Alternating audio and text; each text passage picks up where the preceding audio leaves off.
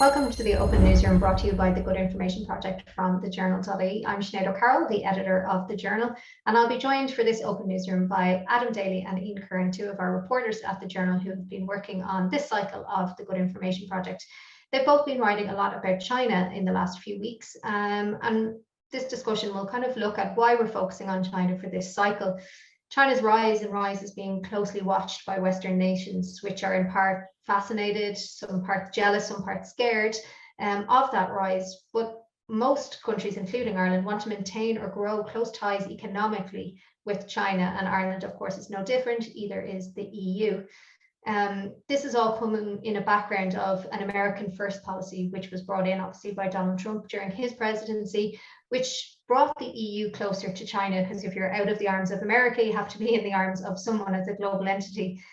Joe Biden, while he is reversing a lot of Trump's policies and a lot of his moves, he is maintaining the idea that America needs to stay ahead of China in the coming years, and his opening State of the Nation addresses have been clear on that.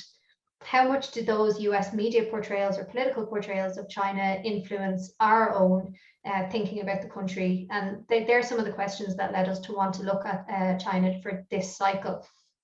And obviously, with any close economic ties or closer economic ties with countries often come conflict. And that's no different with China, especially if you look at things like its human rights records in relation to Uyghur Muslims, its lack of freedom of press, and its position in Hong Kong and Taiwan. These are the kinds of questions we'll be asking over the next few weeks, and have started indeed asking in the last couple of weeks. Adam and Ian, you've already kind of started this work. There's been a couple of pieces already published on the journal. One of the major pieces of work that we're doing this cycle is a survey of Irish people on trust, and we'll give snippets during the next half hour of some of the things that we've found out. One of the most remarkable, and our polling company Ireland Thinks said it was one of the most remarkable results in a poll that they've ever seen, is that Irish people's trust in the Chinese government is incredibly low. There is an 84% rate of either distrust or strong distrust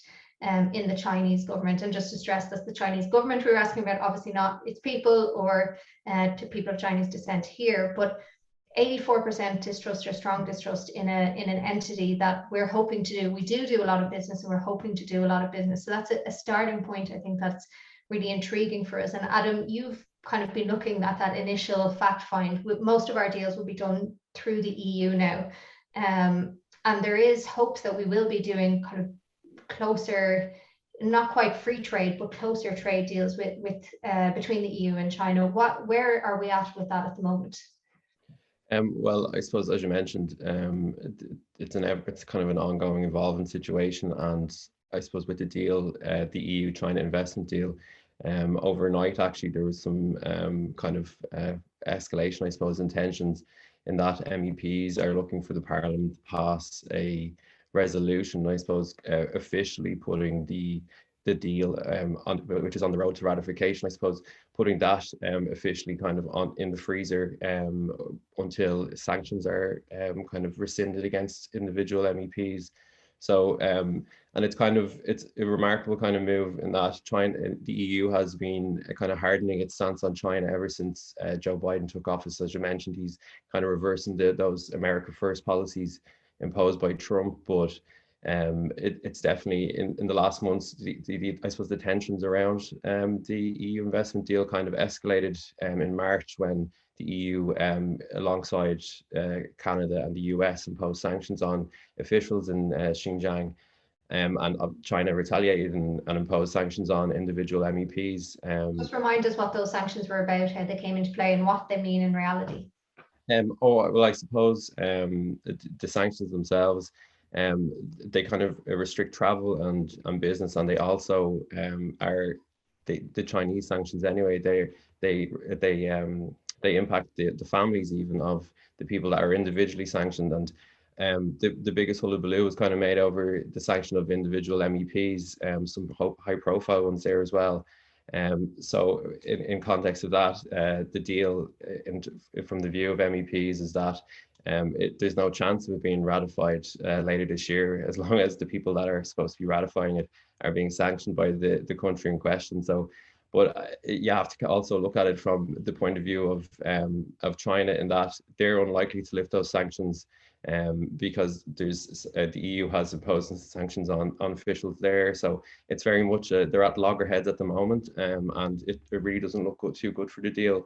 And I should mention as well that the deal is more so, it was supposed to be kind of create a level playing field for investment in China. Currently, the European market is more open for Chinese investors, whereas it's not really for the reverse. So it was hoping that it's not a free trade deal. I should mention it's an investment agreement. So it wasn't exactly the biggest deal around, but it was substantial in terms of China had agreed to a lot of provisions, and that it was going to enforce international labor. I suppose the standards around international labour were meant to be implemented as well. Now, they were only agreed in principle. There's no guarantee of them being implemented, but it was seen as I suppose a significant step. But now that the EU is kind of back involved with Joe Biden, you kind of see the how it's playing out now, and it really doesn't look good for the deal as far as we can tell. Just to be clear, why were the sanctions brought in the first place? Oh, yeah, so I suppose I should mention, for people that don't know really, there's I suppose since 2017 there's been accusations of, I suppose, forced labor, and the US has gone as far as declaring what's going on in the Xinjiang region as genocide against the Uyghur Muslim population, and they're in a minority there. Now, originally China kind of denied that the internment camps that weren't there.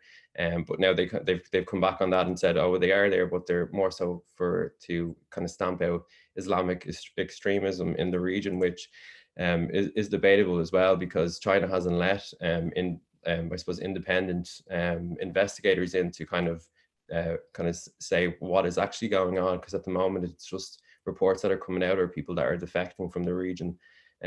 So I suppose the sanctions kind of stem from what's going on in that region, and the kind of spat over China is very, I suppose, when it comes to internal affairs, they obviously don't see their point of view, I suppose I should say, is that they don't want, I suppose, international actors involved in their internal affairs, and that's very much how they see it. Whereas I suppose what's coming out of Xinjiang is kind of what alarmed a lot of MEPs and kind of started this kind of tit for tat sanction kind of volley that we're seeing at the moment. Yeah, so this trade deal or investment agreement that has been worked on since 2014, as you said, it's in the freezer now, mostly because of the reports that were coming out from China about in Xinjiang and the human rights records. But at the same time, people here and governments in Europe do want that sweet pathway into trade in China. So it's not like there won't be any investment. You're going to take a look at the footprint of Ireland in China and vice versa. What kind of questions will you be asking? Who will you be talking to? Sure. Yeah. I mean, I've started. I actually spoke today to an IDA official who's obviously involved in trying to attract Chinese foreign direct investment into Ireland. I suppose what I've been looking at generally is just trying to look at kind of the facts and figures around it, as a starting point. And I think it is really interesting, obviously, the development of this relationship over time since we first kind of or since China first opened up its relationship with Ireland in, I think it was 1979 or something. But in 2019, Ireland is kind of an outlier in Europe in some ways, right? Because in 2019, Chinese FDI into Ireland was worth about 130 million, right? And that was an increase, I think, of about 56% from the previous year, right? This was at a time when Chinese external investment into Europe and North America was hitting a 9-year low or something. So actually Ireland remains very attractive to China, even against this backdrop of the fact that it's kind of decreasing its external investment and trying to focus more on developing its domestic market. So I think that's really interesting. And if you ask people in the IDA why that is, I mean, there's a range of reasons. Obviously, corporation tax is one, but also it's access to, Chinese investors, private Chinese investors want access to a European market. And that's an old cliche, but it really is true that Ireland gives you that access to this huge market in Europe. So, those are some of the reasons. But I think because of that increase, we've also seen kind of question marks be raised about, Chinese state subsidies to companies, and whether that might be skewing the kind of level playing field in Europe, particularly in a context where you have, trade or foreign direct investment increasing in Ireland and decreasing elsewhere in Europe. Are these companies backed by China? Do they get unfair advantages because of that? And what you've seen as a result of that is, like last September and October, the government is trying to tighten some of the rules around screening for state aid. But by and large, I think what you're talking about here is these are private investors. These aren't just, state-backed companies. And China has a very complicated relationship with this private sector as well, which is a lot more complicated than I think a lot of critics of China tend to realize or kind of bring up. But yeah, so I mean, it is a developing relationship. It's very important to us. I think there's 25 Chinese companies now operating in Ireland, at least at last count anyway. I think what's interesting as well, one thing I'm very interested in is this is actually Irish exports to China. We actually enjoy a trade surplus with China, which is kind of funny when you think about like the trouble that's been caused in the US about the trade deficit with China. This is a major point of contention for the Trump administration and so on. We have a trade surplus with China, which means obviously we export more goods to China than we import. I think I'm interested in anyway, and I'm going to try and figure this out over the next while, is we know that Irish exports were such a key factor in, delivering Ireland from the last recession, if not the key factor. I think economists like Stephen Kinsella would say it was the key factor. I'm kind of interested in, it's a blind spot for me, to what extent, Ireland's exports to China during that period actually were important, because we know that the growth of the Chinese economy in that period post 2008 was so important for lifting the world out of recession at the time. And obviously, it might provide lessons for a recovery path after COVID as well. So those are the kind of things that I've been looking at and what I'm trying to figure out over the next few weeks. Yeah, I remember being a reporter back in recession times and how important it was to see some of those beef sanctions being lifted. So once kind of the BSE scandal had faded into people's the dark recesses of their brain, that we were, and I remember ringing farmers and them just being pure delighted that they had access. That has had a complicated few years with China changing their mind over certain regions. But what are our other big exports? Do you know yet? Like, what are the things that are going out there to allow us to have a surplus? I believe, and I'd need to check this, but I believe the biggest export in 2019, when I talked about that 56% increase, I'm pretty sure it was machinery and agricultural machinery, that sort of. So, it was transport and machinery, I think, was the category. So yeah, look, I definitely want to delve into that a bit more and kind of figure out where it's coming from, that kind of thing. I think it is really interesting, and it is just one of those things, and it's always the case with China that I do feel like there is a kind of a knowledge deficit when it comes to this stuff, and I'm constantly surprised when I find things out like that. First of all, that Ireland has a trade surplus, and then that secondly, we export a lot of machinery and transport machinery and that sort of stuff. So yeah, it's all very interesting. Yeah, it's like when people love hearing that Kerrygold is like the best butter in America, like there's Massey Ferguson's in China being used everywhere. Adam, one of the things that you've been looking at, and it's very important when you're looking at, like, there's obviously going to be a lot of focus on investment and trade and the economics of this, but the cultural ties between Ireland and China are obviously really important if you're looking at relations as a whole, and also if you're looking at things like trust factors between governments and the people of the other country. You also have to look at, okay, what about the people between the people? What kind of work are you doing? What kind of interviews are you doing? Yeah, so I think that's it's an important point to raise. Where we kind of have to separate the people from the politics, because the Irish Chinese community here is obviously quite separated from what's going on in I suppose the People's Republic, if you want to put it that way. But the work I've been doing, and we have a piece coming out quite soon. A lot of people are probably familiar with the short film Yu Ming Sanam Dum. You probably watched it in school. I know I watched it about 50 times, I think, whenever there'd be a free class. It was always, and I think it was a good way of them guilting into us to study Irish, because you do kind of come away with the sense that we've neglected our native language. But obviously the main character in that is, the actor is Dai Yu Wu, and he was 16 at the time, and not that it sounds like I've been a fan for a long time, but I've always wondered what he was doing, I suppose, and why there wasn't more of a fuss made, given that it's such a well-known film. I suppose it's up there when you think of Irish short films. It's the only one that I can kind of put on par with is Cock and Millet, which we all know that one with Brendan Gleeson, which is a bit more haunting, I suppose, than you Ming Sanam done. But yeah, so I spoke with Dai Wu, and he's still speaking Irish if anyone's interested in that side of things. And he actually he's a lawyer and an entrepreneur now. He's actually not acting anymore, but he has a line of watches now, and they kind of celebrate the Irish language. So he's still very much promoting that side of things, which is really nice to see.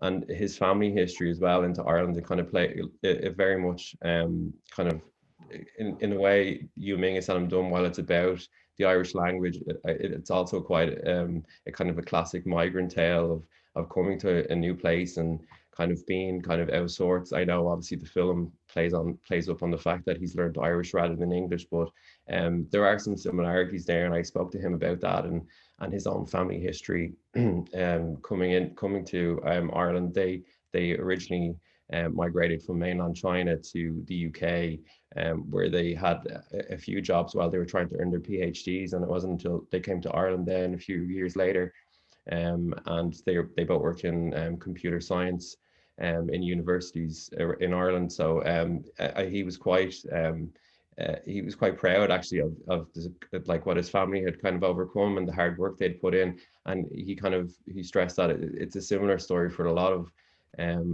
people that come to Ireland like that, looking for work or a new life.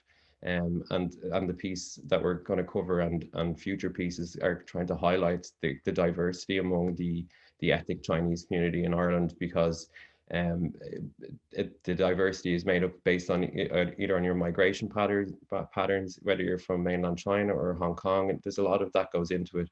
And obviously each person has a different experience, so it's not like a catch-all really for ethnic Chinese people when it comes to I suppose living in Ireland. Yeah, and probably something that we need to be quite cautious of as well is the anti-Asian hate campaigns that are going on. So we have seen, probably because of the rhetoric of the Trump administration, and then followed so quickly by the pandemic, which allowed Trump to kind of use those things even further. Has that made its way to Ireland? Is it something that you're asking people as you're talking to them? Yeah, so the initial piece that we're publishing on looking at, I suppose, the Irish Chinese community and the ethnic Chinese community here, we're looking for more people to get in touch to share their experience, because every experience is different, and we want to highlight as many as we can.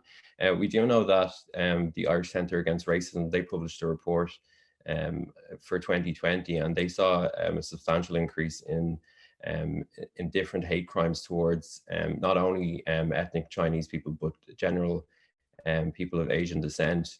It was kind of across the board, and they very much attributed that to the COVID-19 pandemic.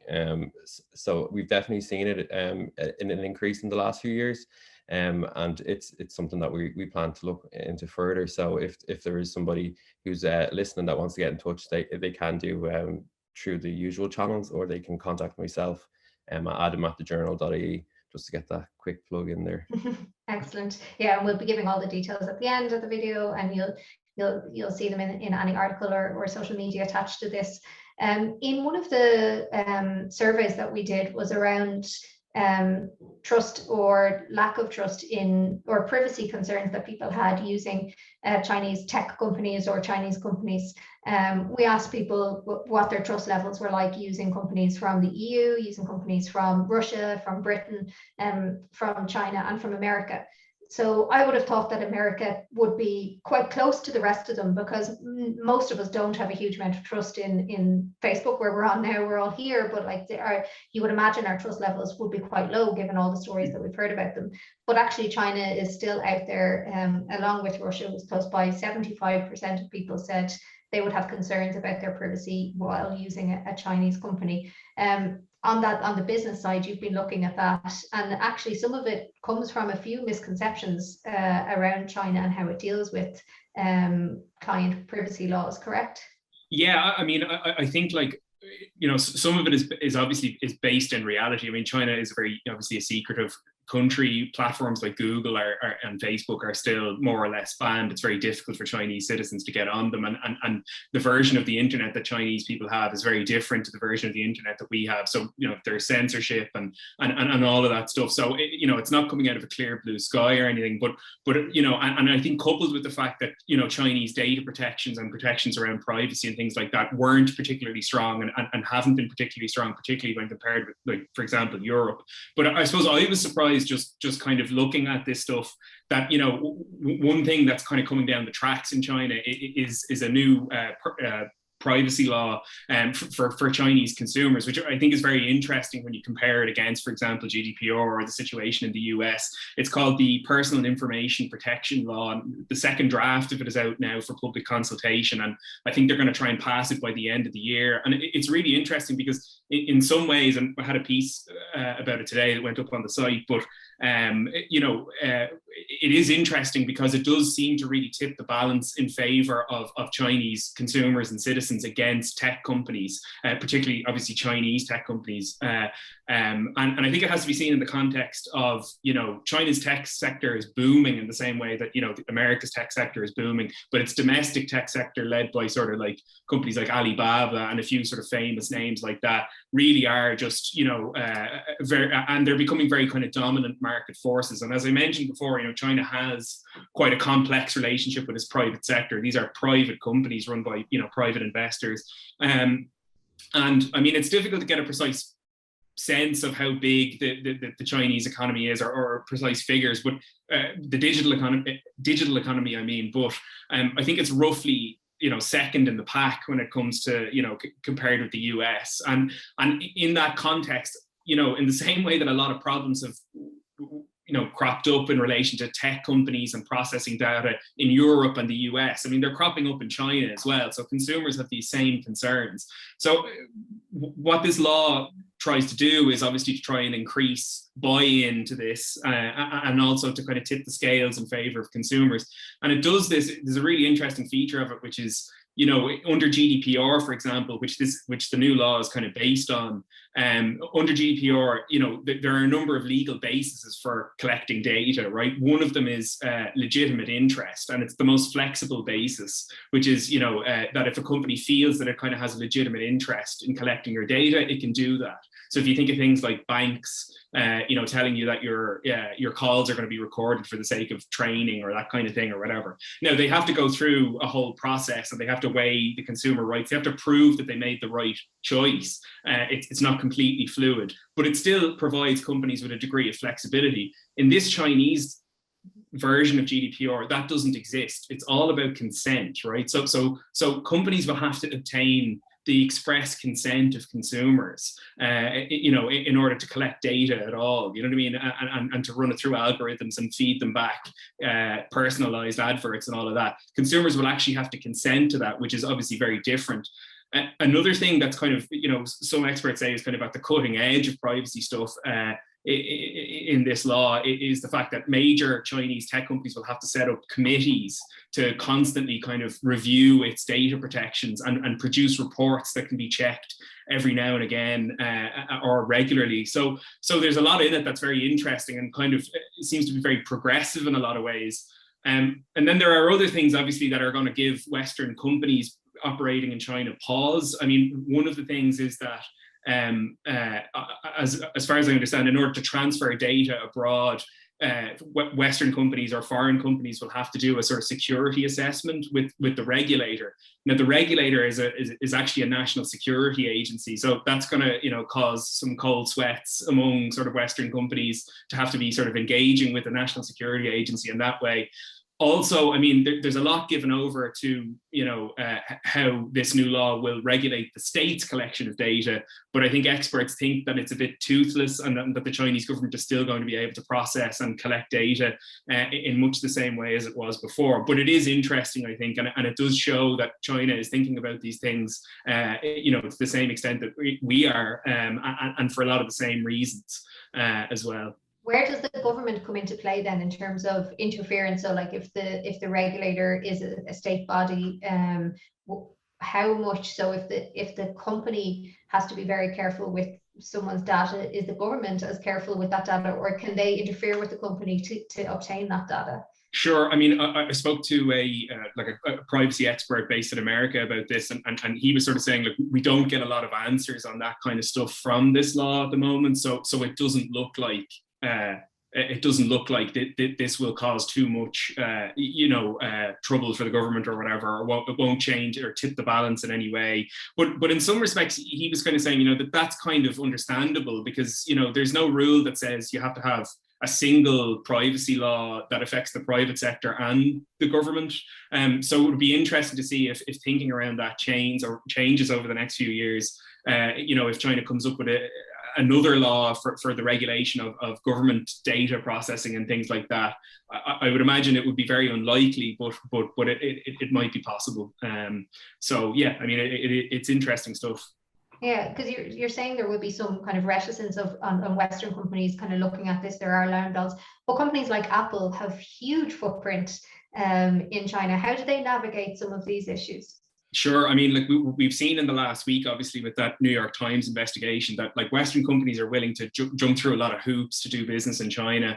I mean, one thing, I think the standout feature of that article was the fact that Apple, having previously committed to sort of processing, all of its data in America, jumped through hoops, as I said, agreed to move its Chinese customers' data to China, where it could come into view of Chinese, intelligence or Chinese national security agencies or whatever. So yeah, look, I mean, it's an evolving situation, I suppose, but it is interesting, and it does raise questions, I think, about where privacy is going in China and what Western companies are kind of willing to do in order to do business there. Yeah, I think probably a lot of people reading, and I have an audience question here, a lot of people watching and reading your work will be saying, okay, fair enough, we can see the advantages of trade and economics, but as this commenter says, we as a nation need to address China's appalling human rights record and territorial disputes with all of its neighbours. What happens there affects us here. It never was that more apparent than in 2020, obviously, reflecting what happened in Wuhan. Adam, that's obviously something that we will be looking at in the coming weeks. Definitely, and it kind of raises the question as well of what's Ireland's footing with China. Like when we talk about what can we do, I suppose you kind of see ourselves as a small nation, but it kind of brings into the fold then Ireland's seat at the UN Security Council. And obviously China is a permanent member on that, and they're looking for reforms there at the moment, which is a whole other, I suppose, a different kind of for a different day. But when it comes to Ireland's footing with China, we're planning to look into, I suppose, what exactly is does Ireland have any influence, I suppose, in the affairs of China? Because at the moment, it's we have a number of Irish MEPs involved in, I suppose, Chinese committees at European level. So we kind of have that kind of influence, indirect influence, I suppose, there. But in terms of Ireland's direct influence on what it can do with China, all we can, when it comes to sanctions and things like that, it's very much at an EU level. So, and we're very much following the EU line on those kind of things. But when the Security Council, we're planning to look into that angle further. So it'll be interesting to, it's in the works at the moment. We know that there's not an awful lot you can do in terms of, you kind of have to have consensus really at the UN Council level. So it'll be interesting to find out what exactly Ireland can do, if anything. Obviously we can issue statements and outrage and stuff like that, but I suppose turning that into action is a whole other story. Yeah, and part of that is also how little we know, that it is, incredible reporting that we even know some of the stuff that was happening in the province, but there is so little access to international press to China, but we are going to try and talk to some people who have worked there in the media and get their kind of on the ground viewpoint as well. Yeah, like as you mentioned, we've previously spoken to Yvonne Murray, who is the Beijing correspondent for RTE, and I'll be speaking to her again, hopefully, to see how she's getting on. She's reporting from Taiwan now, after her and her husband, he's the BBC correspondent, John Sudworth. it was more so John's reporting that kind of put the family under increased surveillance, and it got to the point where they felt they had to, I suppose, leave in a hurry, was the phrase used by Yvonne. And with Yvonne's departure, that was the last, I suppose, Irish representative of the foreign press that we had in China. Obviously, there's still foreign media there, still reporting, but when we talk about Ireland's future relationship with China, a media presence, I suppose, in a country that has such a rising power as China, it seems like a no-brainer of sorts. So, but there's a larger issue around press freedom in China, particularly around the coverage of the Xinjiang area. Reporters of whenever they go near that area, there's reports of them being followed or questioned by police, and just being general surveillance issues and interference in reporting. So we will be kind of discussing that further, and what it means really for Ireland not to have that kind of press presence when you expect that increased relationship. Yeah, one of the other questions from our audience is for you as well, Adam, from Paul Cunningham. What is Ireland's relationship to the Belt and Road Initiative? So you might have to explain what the Belt and Road Initiative is as well to people. Yeah, I think the best way, I think, to I suppose picture the Belt and Road Initiative is to I suppose it's a reimagined version of the Silk Road, which people might be familiar with. But the Belt Road Initiative, it's often referred to as President Xi's kind of legacy project, and it's seen China invest in over 70 countries, and the investments range from like infrastructure to housing, it's broken down into two parts. There's the main kind of land version, which it stretches from Beijing to nearly London. And then there's the separate part, which is more of a maritime one, and it's down through the South China Sea and kind of towards Africa. So it's basically creating a trade route with plenty of stop ops really for China. But there is a concern around that, I suppose, in that some of the investments made by China are in countries that often have maybe unstable democracies or don't have the ability to pay back the loans that China invests in these infrastructure projects. In Sri Lanka, for example, they weren't able to pay back the loan, and now China has control over one of their ports. So there are kind of questions around that. So people would be obviously naturally skeptical about such a project. But when we think about Ireland's initiative in that, there's no set plans. We'll look into that further. But I suppose when you think of the outrage at the moment around foreign investment in housing in Ireland, I don't see the government calling on China to solve our housing crisis. So it's not to say that it couldn't come to Ireland in some form. We do know it's in Eastern Europe. Hungary would be one of, I suppose, China's best allies in Europe at the moment. And they've seen, I suppose, maybe the benefits of those initiatives in terms of their infrastructure and their roads. So there are obviously benefits to it, but there is a side to it that needs to be explored as well before you sign on the dotted line. Thank you very much for that nice segue into housing, because it is another thing that has come up a lot from our audience engagement and people asking questions. And Ian, I wanted to ask you whether it is a misconception, because one of the things people are saying are, because obviously the housing crisis is the conversation at the moment, top of everyone's list, and how houses are being put out of the reach of people who live in Ireland, that maybe that there's an idea that there's an outsized investment from Chinese people and Chinese businesses. Is there any evidence of that, or any evidence that it's more Chinese than any other country? I haven't seen any evidence that it's Chinese investment that's sort of sending this, house prices through the roof or anything like that. I mean, I think like one thing to bear in mind is that, Ireland has kind of been flooded with global capital since like 2015, 2014, around that time. It's just a function of how we've tried to recover from the last crisis, and that's in areas, in all sorts of different areas, not just property. Property isn't an outlier in that regard. But yeah, I mean, it's certainly something that I want to look at is Chinese private investment, but in property. But I think one of the reasons this comes up is because of something called the Immigrant Investor Program, which is a scheme basically where foreign investors from non-EU countries can come to Ireland and get citizenship if they invest in sort of certain areas. And one of the areas is obviously social housing. Excuse me. And nursing homes is another area as well.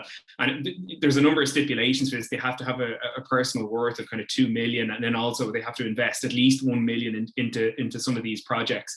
And the Irish Times reported, I think it was earlier this year, that since 2012, something like 1,100 Chinese business people have received citizenship in this way. And they've invested in things like social housing or whatever. Now, that sort of dwarfs the next nearest country, which is the US. I mean, they only have 21 people gain citizenship in this way. So I think that has kind of raised some eyebrows about that. But I mean, I think it's worth bearing in mind that these are presumably mostly private Chinese investors who are trying to get into a country, become a citizen, and to to kind of get away from China in some ways, and so I don't think, I think there's a tendency to kind of think of everything that Chinese business people do as being an extension of Chinese soft power, and I don't think that that's necessarily true.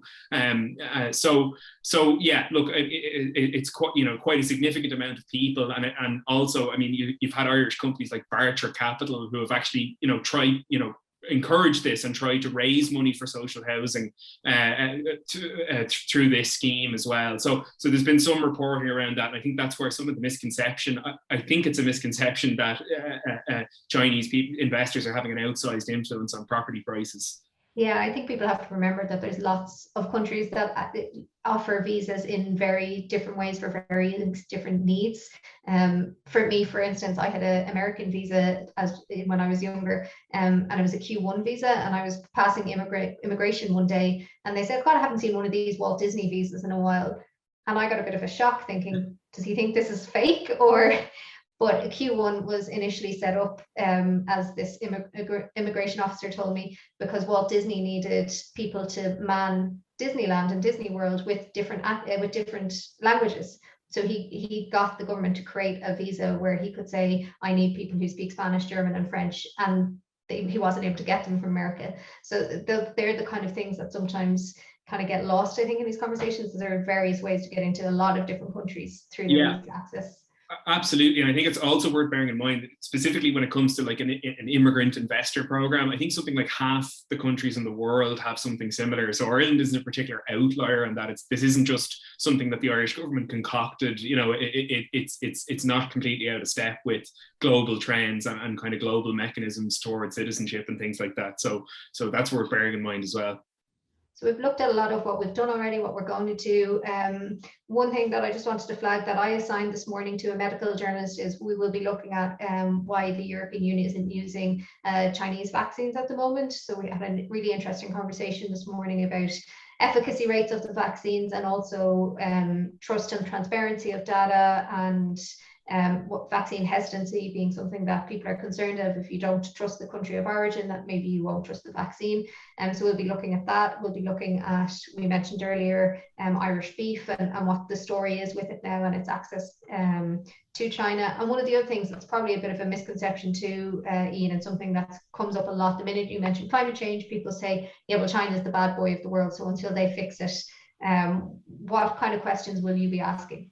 Yeah, absolutely. I think it's one of those things that I think it's such a kind of commonly thrown out thing about China. Oh, well, why do we have to cut our emissions when China, like they make up, if Ireland shut off for a year, China would make up for it in a day. And I think there's a lot of kind of misnomers about that. So I haven't actually really started to look into that, but that's kind of a plan, is to kind of look at how China has looked at tackling climate change. I think as well, like one thing that I am aware of is obviously that Europe has looked to kind of deal with China in order to kind of partner up on dealing with climate change. And I just like to maybe also kind of figure out how this investment deal and the current sort of, freezing of relations between China and Europe might affect that as well. So I think it's kind of rich for investigation.